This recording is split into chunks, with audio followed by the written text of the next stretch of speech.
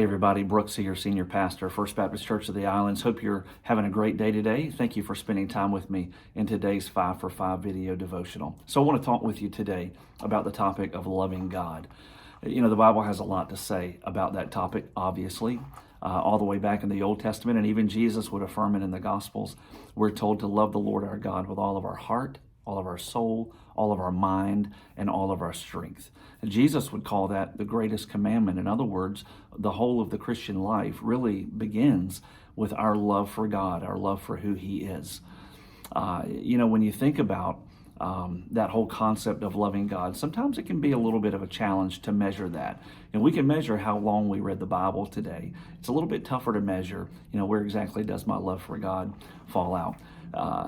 However, the Bible does help us to understand some things that can help facilitate our love for who the Lord is. And I believe when we spend time with Him, no matter what our feelings are, when we spend time with Him in His Word and in prayer, that helps to develop that love relationship with the Lord. When we obey Him, when we know what He wants us to do, and even if it goes against what we desire, when we lay our desires down and we do what He wants, that helps to facilitate that love relationship with Him. When we worship Him, when we gather with His people, when we walk in obedience, all those things put together help to grow our love relationship with the Lord.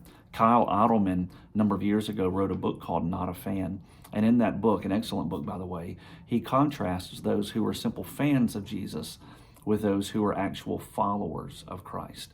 And one of the things that he sort of fleshes out in that book is how there are times where, just as with a fan of a team, whenever the team's not doing as well as they would like, or whenever maybe a key player commits a key error, or drops a pass or what have you, if there's a losing streak that comes along, those fans sometimes are really quick to jump ship or to become critical, but they're over the top, right, during the good times.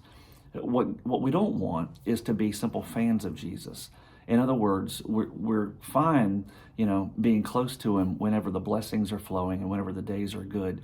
But when we go through a season of testing or of hardship or of trial, we don't want to be those who jump ship or who become critical or who begin to blame God, right, for somehow allowing hardship that comes in our lives. No, we want to be followers of His, not a fan that's fair weather where our affinity for Him ebbs and flows. We want to be a follower of the Lord in a relationship that's rooted in love, so that whenever hardship comes, when difficulties come, when challenges arise, listen, our faith is strong, our walk with Him is strong and healthy, and we know we're not going anywhere. We're not going to wander away from Him.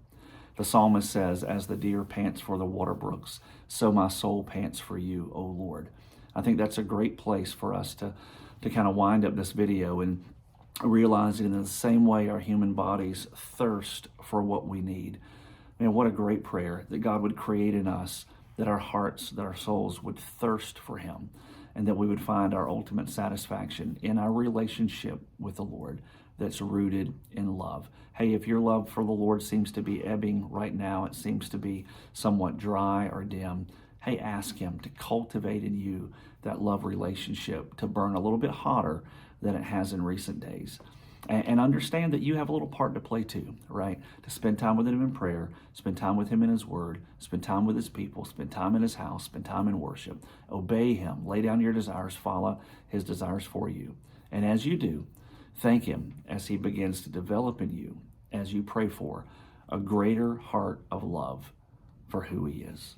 Hey, we hope you have a great day today. God bless you.